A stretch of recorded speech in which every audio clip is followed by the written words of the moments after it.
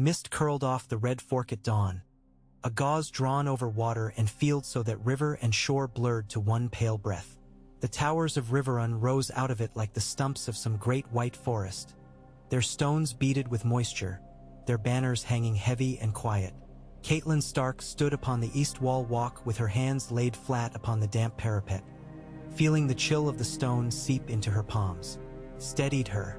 She watched the mist lift in ragged veils and thought of ships she had never seen in gardens she had walked in long ago as a girl when her father still laughed at supper and the river was just a river, not the thin, cold line on a map where camps and counts and hopes balanced. A sleepy kestrel rode the air above the outer ward, wings flexing, then settled upon the crenel nearest to her.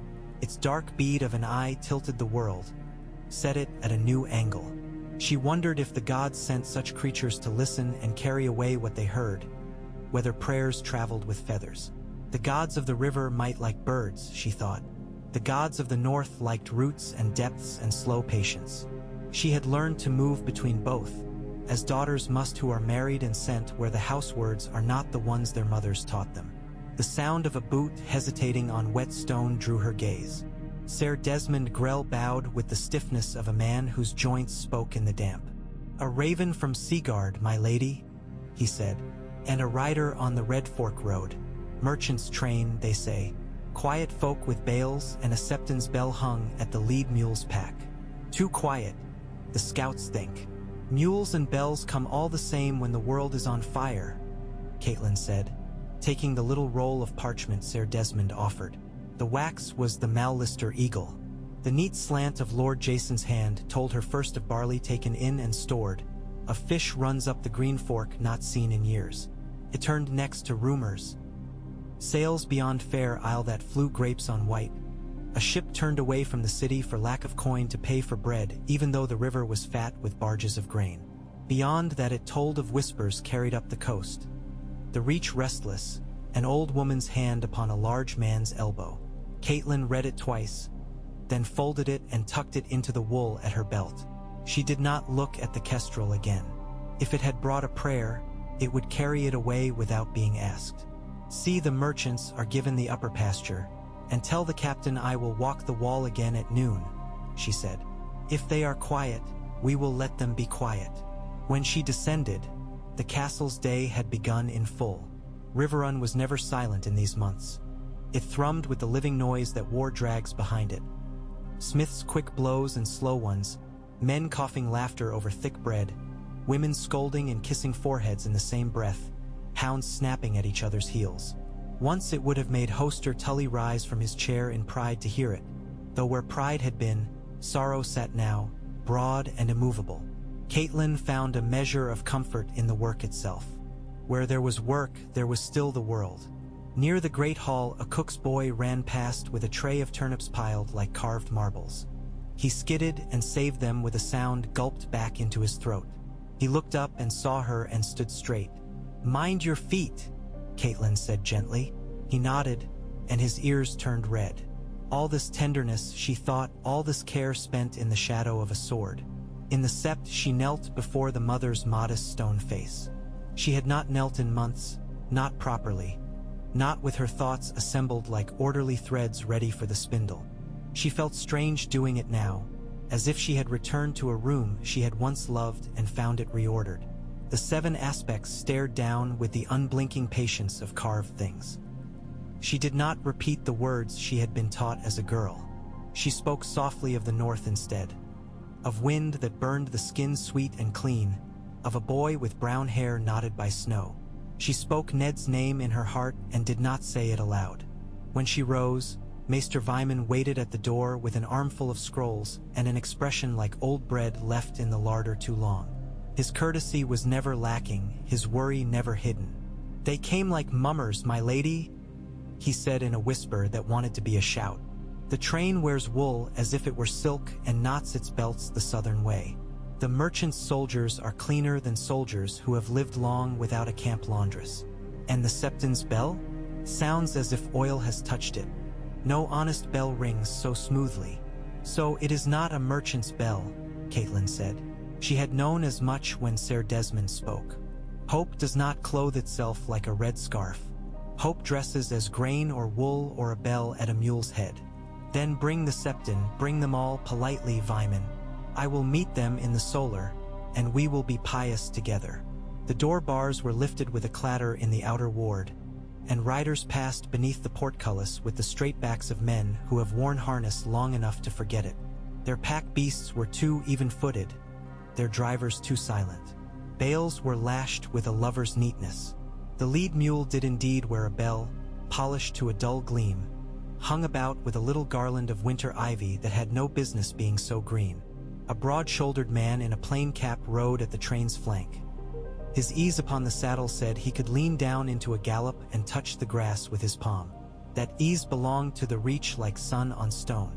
When the septon lifted his hood, Caitlin did not look at the face beneath it at first. She watched instead the older woman beside him who wore no pretense of disguise. A widow's black without mourning, dyed so well it might have been the nighttime itself. She wore a little silver spider brooch, its legs set about. Pearl. It had been a wild thought in a letter, and yet here it was in her gait on a cart disguised as barley. Caitlin felt a rush of something like fear and something like relief. The septon removed his hood. He was no septon and never had been. His hair fell in soft brown waves. His face open and kind in the way of second sons who have never needed to be anything but generous. Garland Tyrell dismounted with a smile that did not presume to be welcome. The lady who reached for the cart side to steady herself needed no hand to descend, yet took one from the driver as if to honor him. Her eyes, when they turned upon Caitlin, were a field lark's. Bright, evaluating, amused at the thought of flying away but content enough to hop among seeds. "The gods keep this house, Lady Stark," Olenna of House Tyrell said. "Not the Queen of Thorns, not anything so crude. She was a good wife in black who could not help being what she was." "And the river keep yours, Lady Olenna," Caitlin replied. "You have mended your bell with oil, I think." "I prefer my prayers to be well-tuned," Olenna said. "May we pray in your solar, dear? My knees mind stone in a way my heart has yet to learn." "No septon's bell sings alone," Garland said with a court bow that was only slightly sly. "If we may see to our mules." "Your mules shall be fed like sworn men," Caitlin said. She kept her smile steady as his gaze slid past her to the inner wall, the practice yard, the hawk's perch above the mews, counting, as all good men did now. "Come." They passed like a little procession through the second gate and the lower ward where the smells of men and beasts and damp iron wrapped them. The Lady of Thorns did not wrinkle her nose. Her step was light. Her glance took up each detail and put it down again. Caitlin's solar was small for such a guest, but the chairs were cushioned and the fire laid with applewood. A decanter of elderflower cordial sat upon the low table, the only sweetness she had allowed herself to keep when she sent away the better wine for men who bled. "Forgive the simplicity," Caitlin said. "My dear, when meat is plain, the mouth remembers the grain," Olenna murmured, settling. She removed her gloves one finger at a time, like a woman with long fingers who knows their worth. "My grandson would have me say something high and proper, but the proper had a poor harvest of late. I will say only this: I have brought you something with a bell and something without one. Will that do?" "It depends upon the bell," Caitlin said. She looked then, really looked, past the Black Widow's presence to the girl who had not yet taken the hood from her hair. She was tall for a maid and held herself like a sapling that has learned wind early and is therefore stronger than it looks. When she took down the hood, the room brightened, though the sun had not moved. Brown hair, not red. Eyes set far enough apart to look at opposite sides of a hall and yet meet you square. Margaery was younger than Caitlin's oldest, had been, and older than Caitlin's youngest was now. She wore no jewels. That was the first wisdom Caitlin counted to her. Her hands were bare save for a plain ring of gold, such as any good wife might wear. "Lady Stark," Margaery said. Her voice had no tremble. There was warmth in it, but it was disciplined warmth, as if it had been asked to sit and had obeyed. "I have brought winter roses and found none blooming. I thought perhaps you might lend me one from your wall." "My wall grows trout," Caitlin said, and surprised herself by laughing. The The sound rose and thinned and was gone. "You are welcome in this house." "Are we?" Olenna said, tipping her head just enough to be impertinent. "This city eats strangers. It swallows daughters. It gave my granddaughter a crown and a corpse for a bridegroom once, and prefers to forget which it delivered first. I prefer to remember. That is why I am here. Remembering, my late husband always said, is the only justice that does not go begging." Margaery stood at the window and looked out upon the inner ward where men moved like bright beetles upon the earth. A boy, scrawny as a winterbred sapling, struggled under a coil of rope. A man with one ear tossed him the free end and winked. The boy squared his shoulders and managed the weight. Margaery's mouth curved very slightly. "There is a dire wolf in the yard," she said without looking down into the room. "He stands at the half doors and makes the yard wider merely by being in it. Your son is near him. I know it is your son because the men look at him as if their bread will taste different depending on the shadow he casts." Catelyn did not turn. She had learned long ago not to be the first to look toward Robb when he came into a room that had strangers in it. She folded her hands upon her lap. A memory came without invitation. Robb at 6, his feet too quick for a corridor that had seen more measured steps. His cheeks bright in a way that made all the world forgive him. She pressed the memory down gently. She had other work. "My lord has been at the forge since dawn," Maester Vyman supplied. "He returned when the light broke pale. There were messages." "There are always messages," Olenna said. "The thing we lack is answers." The solar door opened without heraldry. That was a privilege of kings among their blood, and Robb Stark did not stand upon ceremony in his mother's rooms. He came in smelling of river and horse and the iron that men carry about with them even when their hands are emptied of it. Grey Wind's head shoved the door wide on the wolf's shoulder. The beast's eyes made the fire look like a toy. The men outside made space for the wolf without thinking, the way wheat makes space for a wind that bends it. "Maester," Robb said. It was both greeting and apology. Then he saw the women. He stopped, just enough to show he was not surprised. "A king's schooling on a boy's bones." "Lord Robb," Olenna said, as if she had found him after having misplaced him in a garden. "Your grace, if we must. Will you forgive an old woman for coming as if she were a traveler who could not read the road signs? I forgot my spectacles and therefore came in person." "My lady," Robb said. He bowed to the breadth suitable to the rings upon her fingers, which were none. His hair was near to chestnut now. The sun and river had taken the old auburn and muddied it. The freckles his mother remembered had fled his boyhood and left little light places like unremembered snow. When he straightened, his eyes found Margaery as surely as a hound finds water. There was curiosity in that glance and caution and something like relief, as if the bell's good tone had been proved by its first ring. "My lady," he said again to Margaery. The simplicity of it steadied the room. Margaery came forward and sank into a curtsy, as if she had been taught by patient hands and had practiced in chambers where the air smelled like lemons. "Your Grace," she said, "I arrived with mules because my grandmother wished to remind me that queens begin as girls who learn to tuck the blanket under the bale's cord so it will not fray." "You began before that," Olenna said, but her eyes flicked to the wolf. "What I wish to see reminded is whether the North and the Reach can be bound with more than the cord upon a mule's pack. The Reach has appetite, the North has endurance, and the Riverlands have a good palate. It seems a pity that we should all go hungry because fools sit at a court and fuss with spoons." Grey Wind's gaze slid from Robb to Margaery and back. The beast's ears pricked forward. Margaery did not move. She extended a hand as if she were offering nothing more than air. Grey Wind sniffed, then took a careful step nearer, then another, and then his nose touched her palm lightly.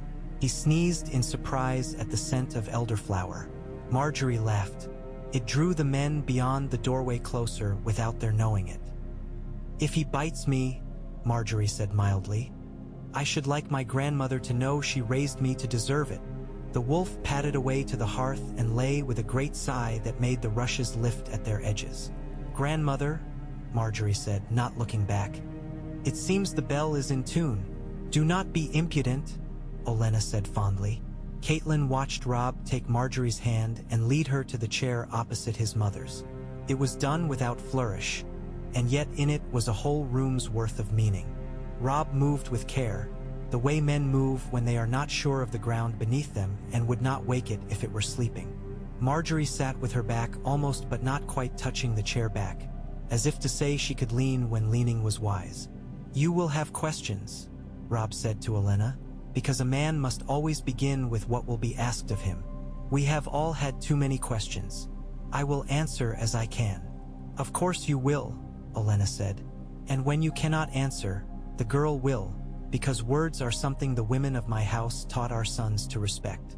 Septon books and a lash do much, but a grandmother does better. I have not come to be charmed by your wolf or by your rivers, my dear boy.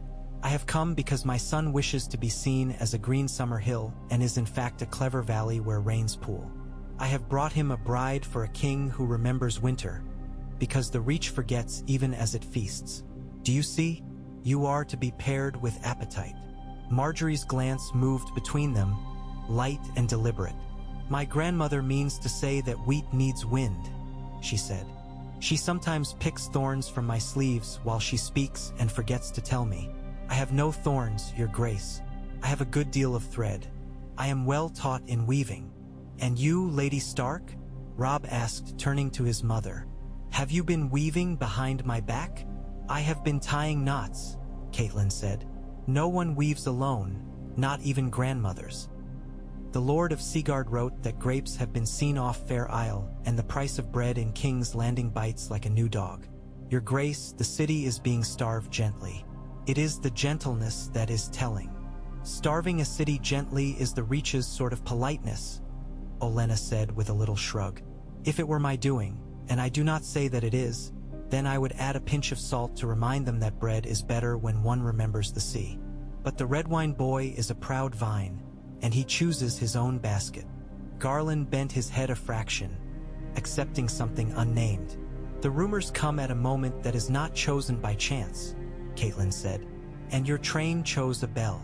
"It did," Olenna said, and reached into the pouch at her girdle to draw forth a small folded square of parchment. She handed it to Catelyn with a look that said it was not for boys even if they wore crowns. Catelyn read the neat lines and did not let her breath change. She handed it to Maester Vyman, who read and swallowed. "She is of age," Olenna said. "She is a widow. She is a maid and also not a maid, as a woman is when she has been married but not bedded. If one believes the oaths of men who stand before the seven and say they did not do what they intended. I believe them as far as I can throw their vanity. But there are ways to mend what is unmade. The Reach knows those, and the North has faith for such even if it does not like to talk of them." "Grandmother," Margaery murmured, color climbing like dawn into her cheeks. "You have the strangest sense of decency." "I have exactly the sense that saves girls," Olenna said. "Now, boy, if I may call you boy one last time before I hand you my girl, you will say what you intend to do with this. You have promised another house a bridge for a bride. I do not care for that house. It is a muddy one and likes to pretend mud is wine. It is not. If you break your word to them, you must make a road where there was no road, and after you have laid it, you must stand upon to keep their carts from jostling yours. If you cannot do that, we will have wasted a good bell." Robb's jaw tightened. The muscle there had grown pronounced of late, as if holding words in place required strength. "I gave my word to cross and take the fords," he said. "I did not give my heart. Yet men choose to hear the one as the other because it suits them. I broke nothing when I laid it down in truth. I will not break a vow made before gods.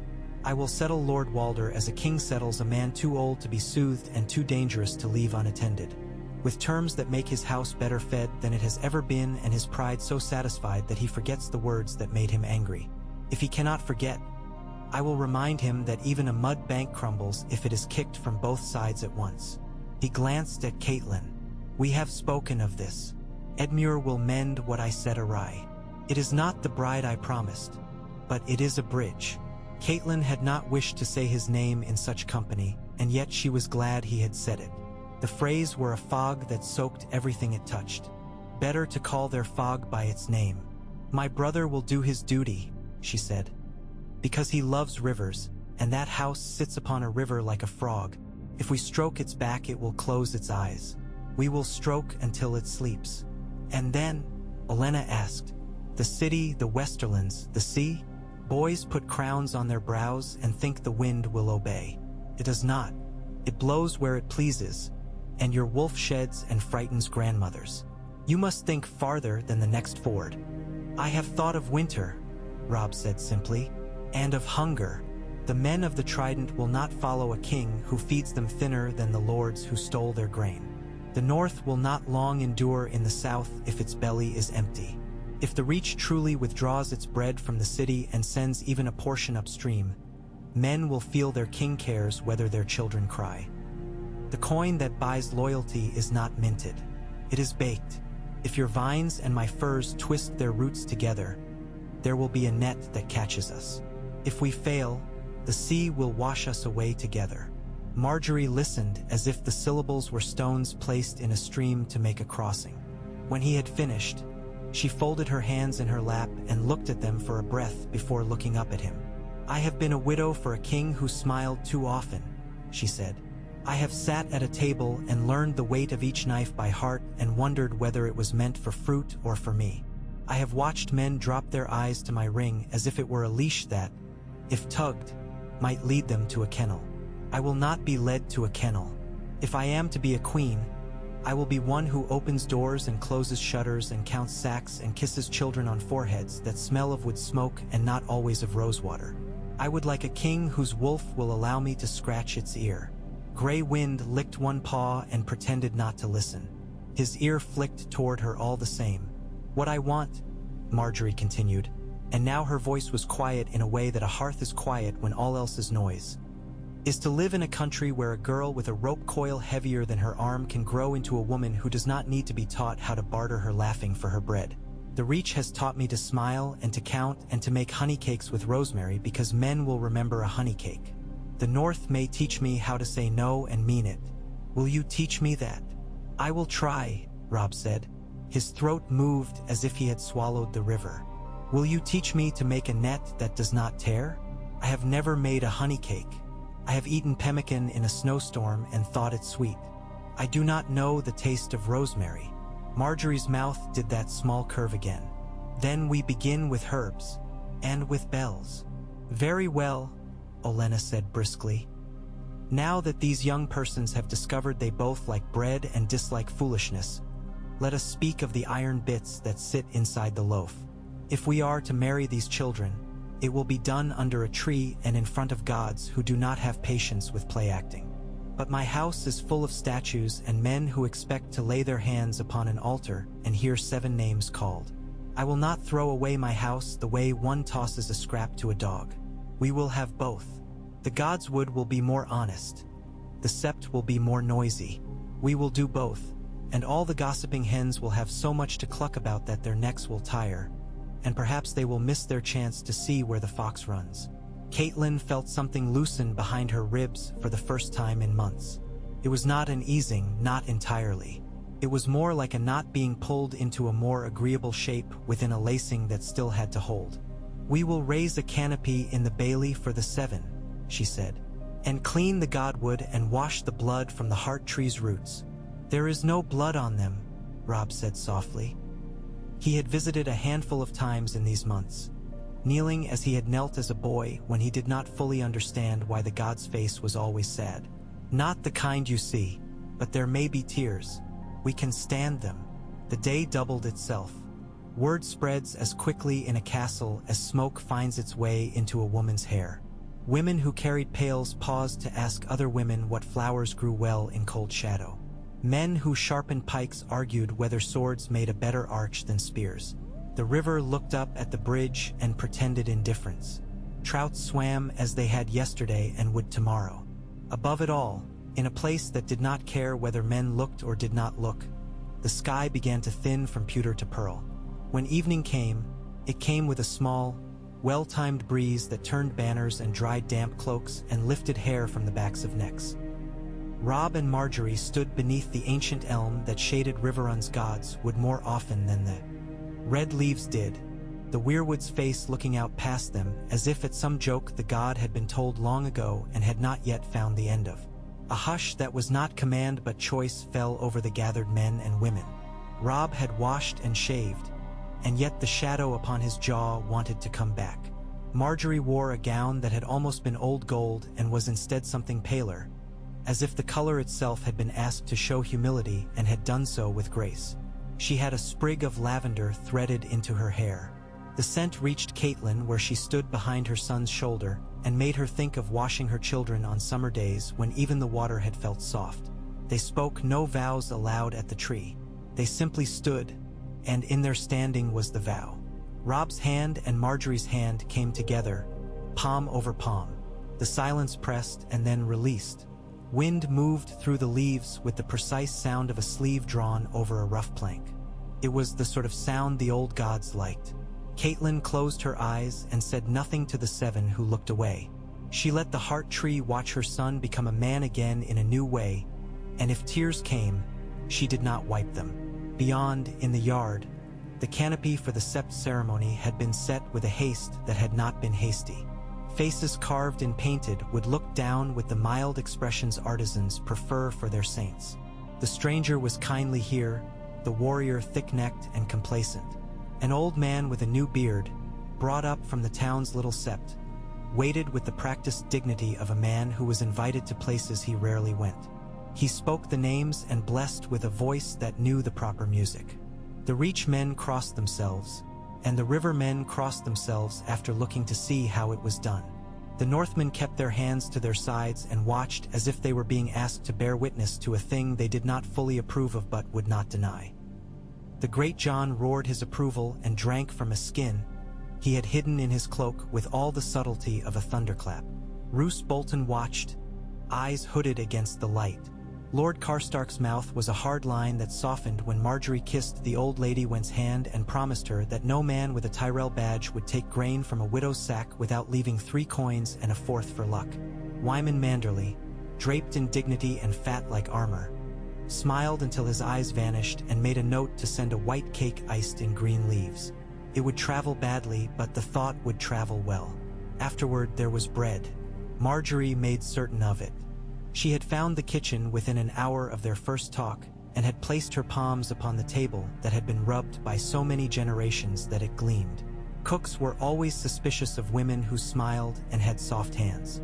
She rolled her sleeves and counted sacks and passed her palm across the flour as if reading its history. She asked where the rosemary grew and, when told there was no rosemary, she sent a boy to the herb plot by the east wall with a knife and instructions to cut a sprig of the low winter thyme that would serve as well with honey if one made it do so.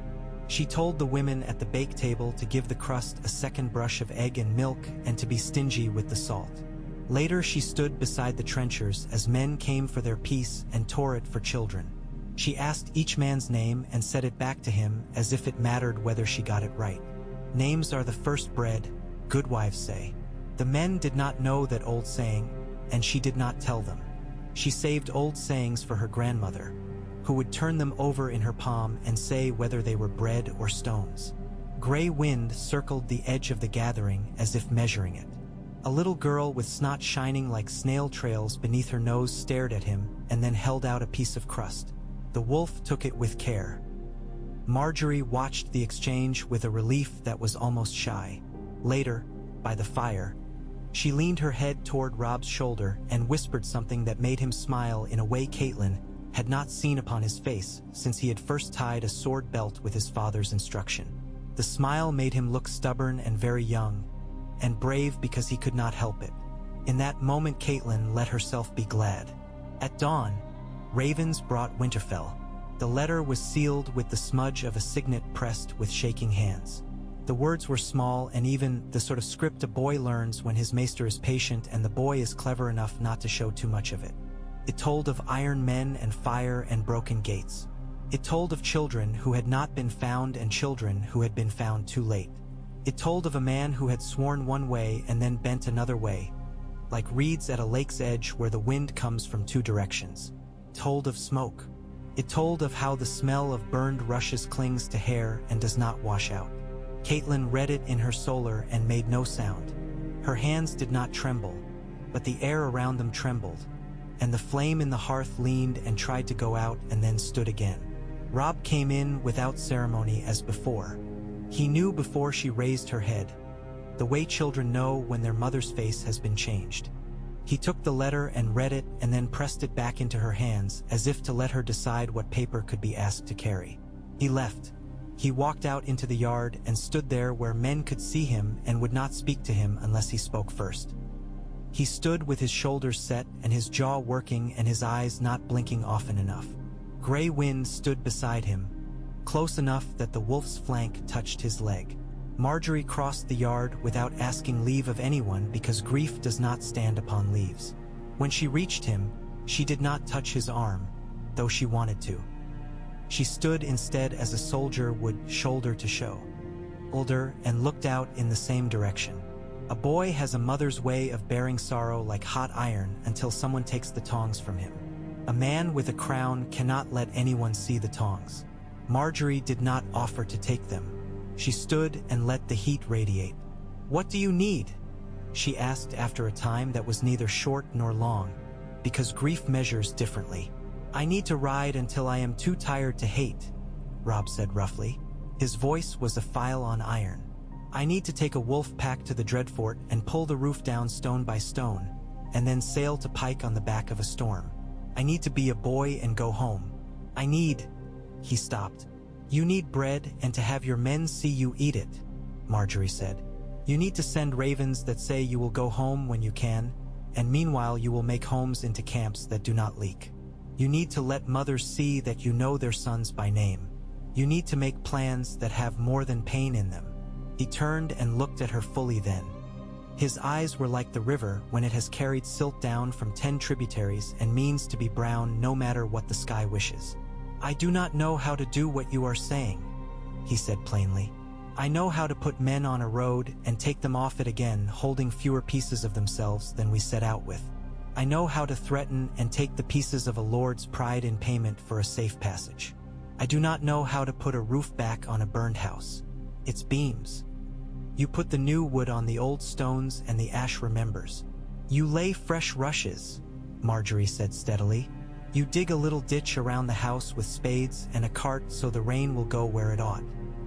You tell the men of Old Town who read books what to write upon a paper to give to the men of Seaguard who count ships, and you say, 'Send us fish that has been salted properly and does not stink.' And you get your grandmother by marriage to write to men who have wine and would like you to remember their names and ask them to send vinegar to wash burned places. And then you cut wood, and you char the ends of the beams before you lay them so they do not rot. And while you do this work, you say the names of the dead, and you do not hurry your voice. Bread and names. That is all kingdoms are in the beginning." He made a sound that might have been a laugh had it not been too raw. "And rosemary," he said hoarsely. "And rosemary," she agreed. The letters went. Margaery's hand was neat and fast. She had been taught by a woman who believed that ink could move men in chains as surely as iron. Olenna dictated 24 notices before breakfast and sent 24 more before noon. She cut her meat small and ate the smallest matters first. She reminded Lord Mace in her letter that war was not a tourney, and that victory was measured not by the number of banners, but by the number of boys' mouths that closed around spoonfuls of stew and found stew was there. If he wished to be sung of, she wrote, he would do so in kitchens. "The red wine fleet sails according to its vines," she said to Caitlin as they sat in the solar and trimmed wax for seals. "But grapes are good listeners when winter talks. They have survived frost before. We will see whether they mean to hold the city's nose to a door and make it smell its own hunger until it thinks better of who it calls king. If they do, we will be there with our net." "And Tywin Lannister?" Caitlin asked. The name made the room feel sharper.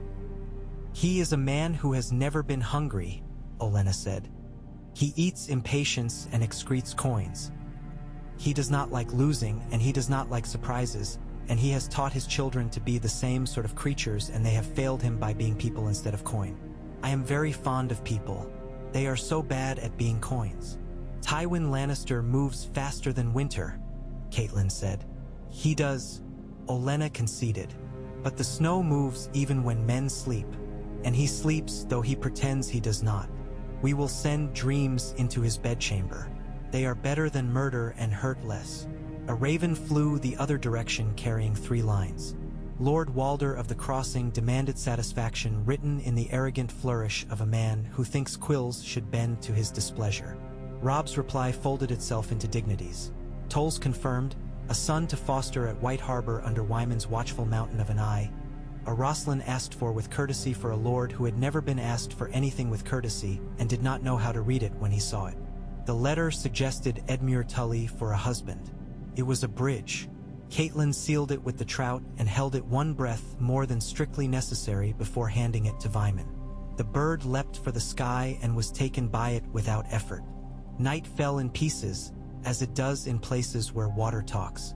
Margaery learned how to walk the ramparts without lifting her skirts too high and without letting them drag.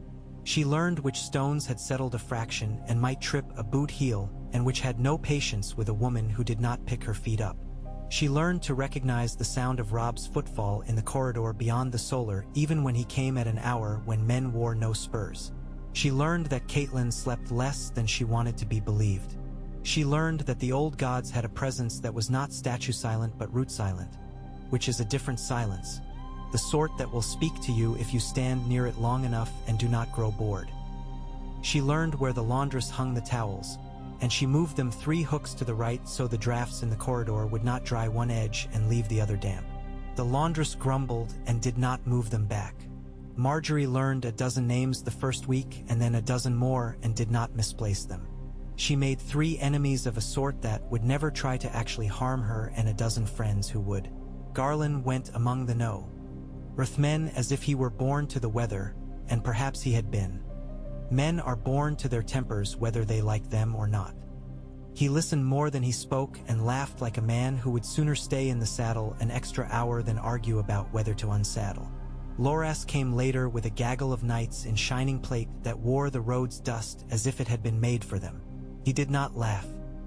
He wore his mourning in fairness and in pride, as younger sons do who have lost older brothers who made the family's errors for them. He stood at the edge of a practice ring and watched a woman in riveted mail take a boy apart with a wooden blade that had no business moving so quickly. He went away without speaking and stripped off his gauntlets in an empty yard and put his head against a tree and pressed his lips together very hard and then put the gauntlets back on and went to attend his sister. He bowed to her and did not look at her hands because she had always been the better at tethering horses that did not like to be tethered, and he was a horse at that moment. "Brother," she said, and the word was both home and question. He inclined his head and said, "Your Grace," because he is the sort of man who knows that home and question can be the same thing. The first snow came early to the high country that year, and men guessed the North's winter by what they heard of frost on the neck. Caitlin received a note from Moat Cailin that had been carried by 4 different birds to reach her. It smelled like salt, ink, and old anxieties. The men there spoke of ice that formed upon spear points at dawn and would not wipe off without the wool catching and tearing. In the reach, men picked grapes in warmth and sang. Caitlin could not keep both sorts of weather in her head at once. She chose the cold. It was an easier honesty. In the second week of the marriage, Robb and Margaery sat together in a small room off the kitchen that had been used for kneading on rainy days when the oven smoked and women could not bear the heat. The walls were blackened, and the old soot held memories stubbornly. They sat upon the table as if they had forgotten chairs, and a loaf cooled between them, smelling like a story told at a hearth after a day's work. "Will you tell me about your father?" Margaery asked. She asked it quietly, as if the room itself might not like to hear the name, and spoken softly it would rest easier upon the air. Robb did not answer for a long time. He tore the loaf and handed her a piece and took one. He chewed as if he were learning a thing from the bread itself. He swallowed. "He taught me how to look at a map as if it were not a thing of paper," he said. "He said the hills are there even if you do not draw their little bumps. He said men like to pretend the river is where they put the blue line, but the river is where the water goes and no one asks the ink. He taught me to practice with my left hand even when I did not need to because the day might come when I would. He taught me to tell the truth even when it soured men's mouths. His voice failed him. He put his head down for a moment and then lifted it with an expression that was not sorrow and not anger and not pride, but the thing that sits among those three and binds them so that the man can stand up. He listened to my mother, he finished, and he did not think less of himself for doing it. Margaery held the bread and did not eat it. My father enjoys the sound of himself trampling, she said. He is not unkind. He steps upon flowers and then is surprised when the bees are angry. He does not mean to crush them. He thinks they should simply move. My grandmother walks between his boot and the earth. It is not a life I wish for myself. You will not have it, Robb said quickly, and then smiled, chagrined. I have no right to promise you such a thing. I can promise only that I will try not to become a boot. You are not built like one, she said. You are more a coat that does not mind rain. If you hang it to dry, it is ready again. That is a good thing for a king to be. A coat, he repeated, amused. Hunter's green. Gray, she said, glancing at the wolf who lay with his muzzle upon his paws and one eye slightly open. It is a color that keeps its counsel. They were interrupted by a commotion in the yard that had in it no panic but much excitement. Margaery went with Robb to the wall to look down into the ward and see the cause. A party of river folk had come in from burned villages up valley, their carts piled with the strange things people choose to save. A brass pot polished by a girl's sleeve as they walked, a stick carved at the end like a fish's mouth, a bell with a small crack that gave it a plaintive chime. They came with a certain stubborn dignity. A woman with windburned cheeks carried a baby whose hair stuck up like barley after the rain. She looked up at the wall and saw the queen and raised her chin. Margaery raised her chin in the same measure and inclined it. That little exchange put a plank beneath them in a river that had been deep. Later, Margaery went down into the yard with a basket and a handful of words and a willingness to have them be enough. She took off her gloves to hand a heel of bread to the winched woman and to touch the baby's head as if blessing it or borrowing its heat. "What is his name?" she asked, and when the woman said, "Harl," with the roughness of a river stone in her voice, Margaery said it back, "Harl." She said it correctly. The woman would tell other women that the queen knew names. This is how a country begins to bind itself when men are busy cutting cords. Garland sparred in the yard with a half-dozen Northmen who liked the way he grinned when a blow landed. Loras watched and the line of his mouth eased slightly, as if seeing a brother untroubled was a little rope thrown across a gap in him.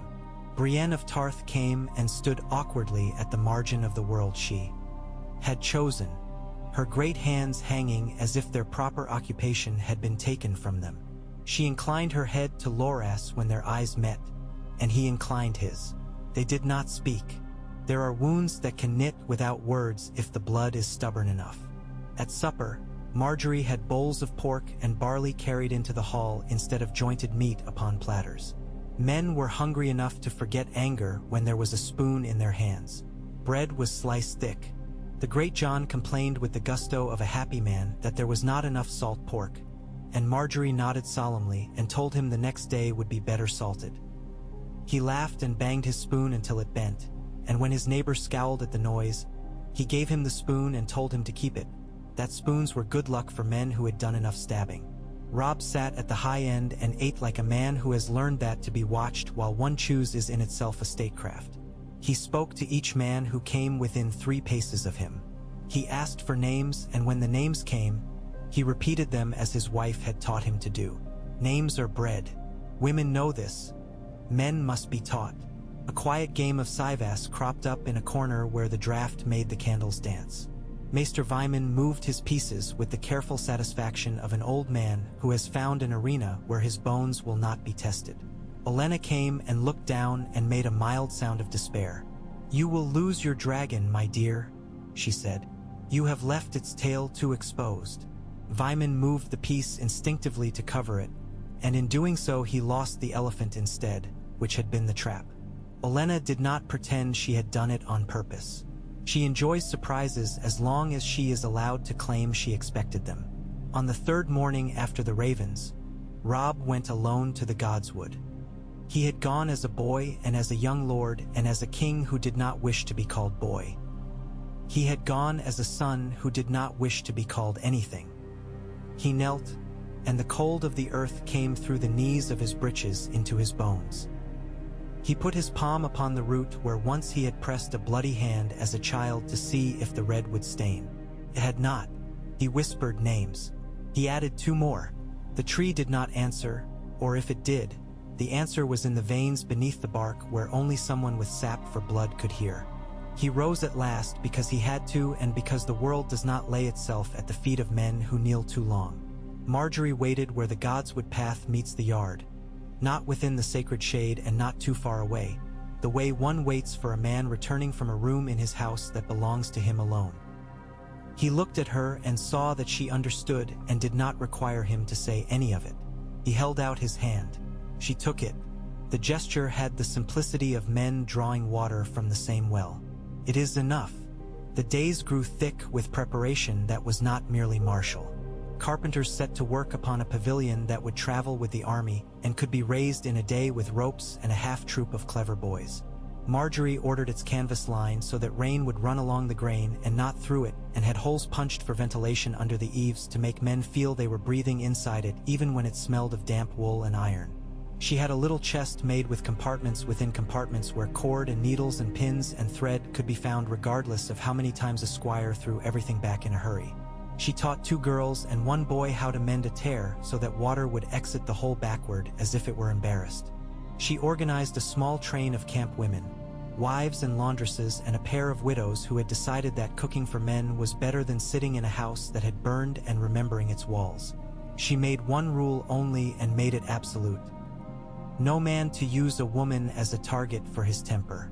She had 3 men beaten and 1 turned out for the hornbeam before the rule was believed. Rumors always travel faster than messengers. She made use of that truth. The river lords sent emissaries and gifts and invitations. The silent knight of House Mouton would gladly play host at Maidenpool, if the king desired to move his court east. The phrase sent back words that had all their usual twists but smelled like truce if handled carefully. The Blackfish went to talk about fairies and came back with a report that pleased no one and yet satisfied everyone. The man on the bridge wanted to be honored in person. The man's children wanted to be married. The man's young wives wanted to be attended by a woman with more jewelry than them, and so everything was as it always had been. Edmure made a face as if he had bitten bitter herb and said very quietly that he would wed where his king told him to, and that would be that. He said it again to Caitlin alone and looked at her as if he were asking for praise he did not want to want. She kissed his brow and said the thing a sister says to a brother when she wishes to remind him that she sees him still wearing the boyhood he had once been. Do not make me pleased with you for something you do not believe you can bear. Make me proud by bearing it anyway. At night, when the castle settled into the kind of quiet that is only quiet to those who have learned the difference between a drunk man's snoring and a warrior's sleep, Robb sat sometimes upon the hearthstone in his mother's solar and spoke with Margaery in that voice men use when they would not wake the house. He told her one night of the wolf in his head, the way its nose would sometimes bring him scents that were not in the room. Wet leaf, mouse, the musk of a stranger's fear. He confessed that these things were as much a burden as a gift. She told him that at Highgarden there had been a door with a crack between the boards that had looked always like a smile no matter who passed it. And as a girl she had believed the house smiled upon her, and that this belief had made her brave. We make our own saints, she said. I made a door into one. Someone else might make a wolf. I do not wish to be a saint, he said. Good, she replied. They die poorly.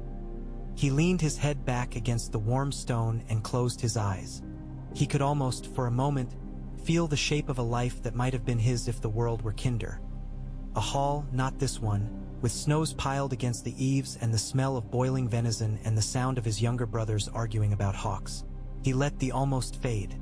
We will go to the twins, he said into the quiet. We will do it with so much care that care itself will be insulted. We will go with bread, Margaery said. We will go with laughter if we can find it. We will go with guards who are invisible because they look like boys who do not know how to be dangerous yet. We will prepare a feast that is too generous for men to spoil it with their malice. "We will travel with wolves," Robb said, and his hand found Grey Wind's ruff. In a village half a day south, a crone wrote a charm upon the lintel of a house rebuilt, and a boy of 10 tested the door against the snow and found that it held. A woman put her hands into a tub and felt the water warm enough to take the chill away from her wrists, and she allowed herself to believe that the war outside her window might look elsewhere for a day. In Old Town, a clerk copied a letter with a small smile, his hand steady. The red wine men talked with the practical seriousness of seamen, weighing weather against politics and finding both deep. In King's Landing, gasping at the prices in the markets, women's tempers turned mean and then meaner, and then there were no fish to throw at a man whose rhetoric had outlived its use. Tywin Lannister put a chisel down upon a ledger line and found that numbers can be faithful even when people are not. He sent a raven with a message that would make a minor lord's belly twist with a richness that resembled greed and would taste like loyalty when the man swallowed. And in the morning, the North prepared to move south toward the bridge that knotted all ugliness together in one place.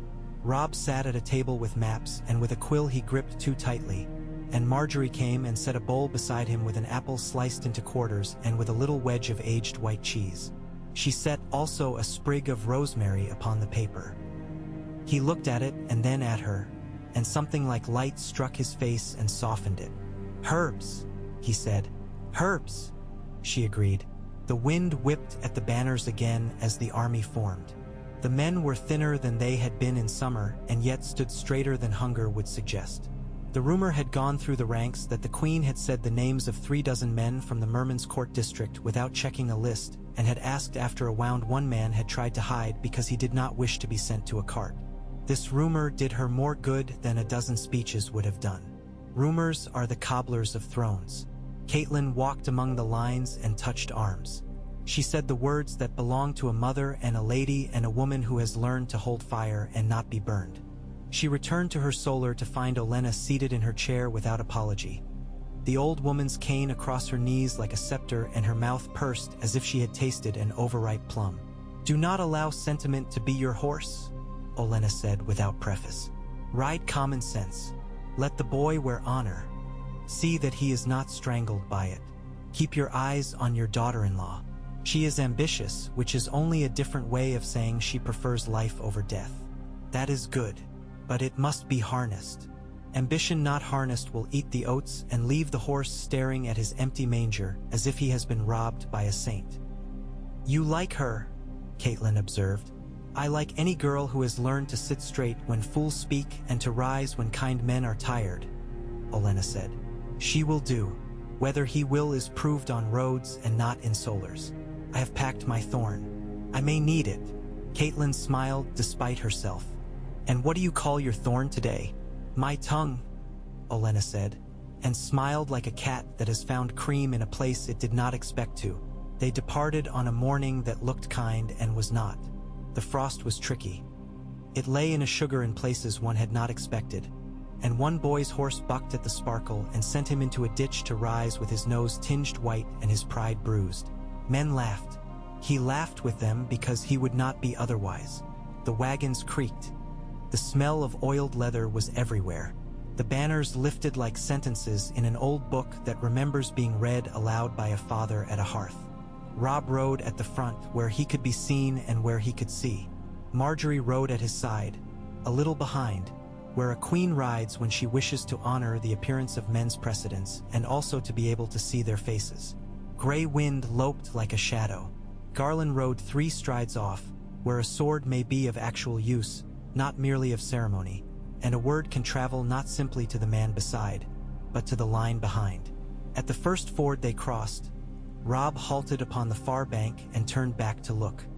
He did it for 2 reasons: to count his men and to give them a vision of their king watching them as they took onto themselves the cold and the danger.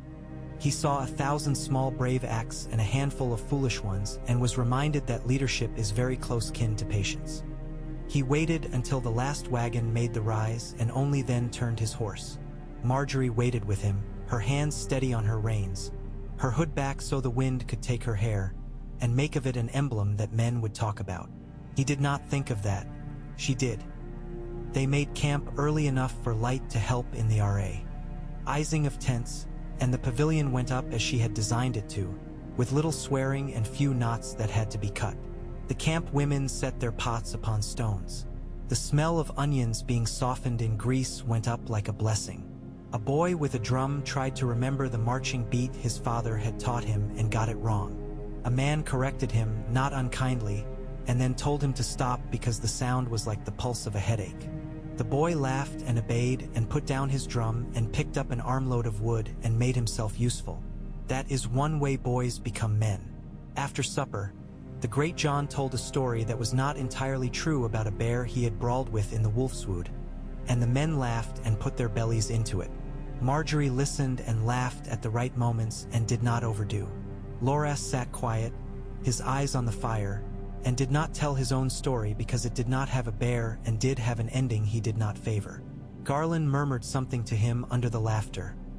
Loras's face eased, and he nodded once. A messenger came from the Outriders with a report that the road ahead was quiet and that the night was too still. Quiet is not always good. Too still is never. Robb nodded and placed the scouts where they needed placing. He walked the watchline himself once. He stopped and spoke to the man at the farthest post, who would later say in a letter to a wife who could not read that the king's hand had been warm when he clapped his shoulder and that he had not taken his glove off to do it, and therefore he must be human after all.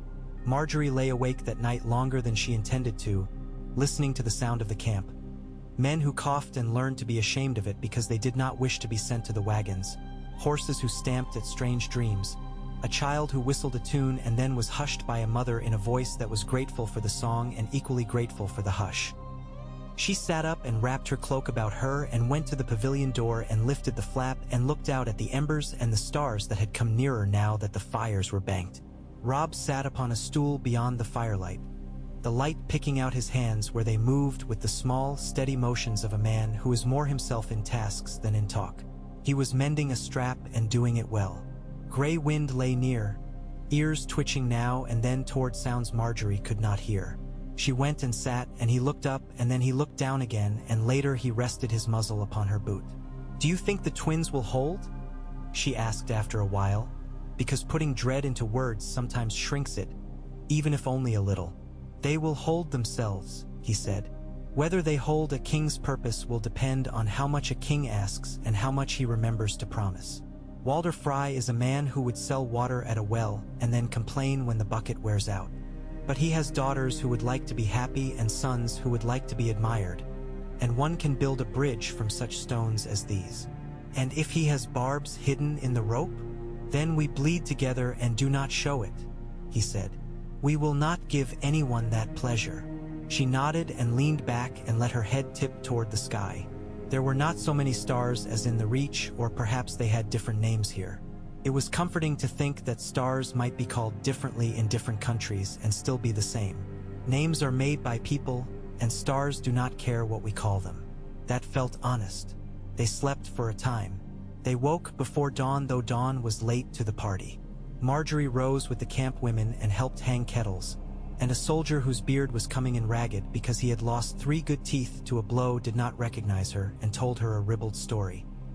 She laughed and handed him a bowl of porridge, and only later, when he saw her ride out with the king, did he realize who she had been. He went very pale and then very red and then told no one. He kept the bowl clean forever after. The second day the road bent and rose. The land changed in the way land does when it nears a river carrying more history than mere water. There were old stones where once men had decided that this was the place to be remembered and then had abandoned the remembering. There were thickets where boys with quick feet and quicker hands might hide, but they did not that day. There were crows that flew up in little congregations and scolded and sat and watched, as crows do, amused and above it all. By the time the sun climbed to its grudging height, they saw, far off and pale as teeth in a skull, the twins. Towers upon banks, stone upon stone, squared and made ridiculous by the thing they embodied. Margaery had never seen them. They were uglier than she had imagined and somehow more formidable because of it. Beauty invites affection. Ugliness survives affection. Stone is stone. Robb drew his horse up and sat a little taller. He said nothing. A man at his side spat into the grass delicately. which is one of the northern arts. Another made the sign of the old gods upon his heart with a casual flick of his fingers that might have been a habit or might have been a prayer. Catelyn, who had ridden behind with Olenna in a carriage that had no patience with ruts, lifted the curtain and looked and saw not towers but an old man's temper made manifest in mortar. "Let us cross a bridge," Olenna said grimly, "and let us take our babies by the hands." They went down toward the river. The air had the metallic taste of expectation. Men sat up a little straighter without meaning to. Garland moved a fraction nearer. Loras checked the buckle on a strap with an irritation that was not at the strap. Catelyn breathed in through her nose and held it and then let it go in a thin line.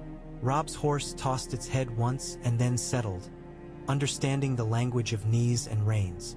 Margaery reached into the pocket sewn into the seam of her skirts and closed her hand upon a little bell. It was cracked slightly. It would ring imperfectly. She did not need it to be perfect. She needed it to be heard. She let it rest in her palm and did not yet ring it. She looked at the towers and felt no fear that was not reasonable. She looked at her husband and saw a man, not a king, which is what one must see when making a prayer that is not to gods. The gates did not open immediately. Of course they did not. They stood like lips sealed over bad teeth. A small figure moved along the battlement and then another and then a third. Banners unfurled with a reluctant flick. The fish and the green men and the muddied silver of the fry house showed themselves, fluttering just enough to be laughed at by a clever man and ignored by a wise one. A horn sounded doleful and self-important. Margaery lifted the bell and rang it once. The note wavered but held. Robb's head turned very slightly toward the sound, acknowledging it without letting it climb above the other sounds in his mind. She let it fall silent. There will be time to ring it again, she thought. There will be time to ring it so softly that only men who have been listening for years will hear it and will call the sound memory. They waited. The river moved as it had done before any tower stood, hurrying toward its own business. The crows came to sit at their appointed places and bear witness, amused as ever. The wind paused, thinking. The north and the reach stood together, and if the day held, so much might come of it that no map could hold. The gates opened. The bridge lengthened itself like a beast stretching after a nap. A man in lord's garb stepped out onto the span and lifted his hands with theatrical grace as if he wished to embrace the sky and found it his equal. Robb put his heels to his horse and moved forward. Margaery went with him. Gray wind rose as easily as water, his shadow long on wood. Catelyn closed her eyes and opened them again. Olenna fixed her mouth into a line sharp enough to cut bread. They rode to meet a man who could not know yet what his own hands would do when the hour grew blooded. They went with bells and bread and wolves and rosemary in a pocket and names in their mouths and maps folded and unfolded 70 times. They went because that is what people do when the river runs and the bridge is there and the god of trees and the god of statues both look on with their old indifference and their old regard. They went to join appetite to endurance and see whether a country might come of it. And the day, because it had not yet decided what it wanted to be, held its breath and waited.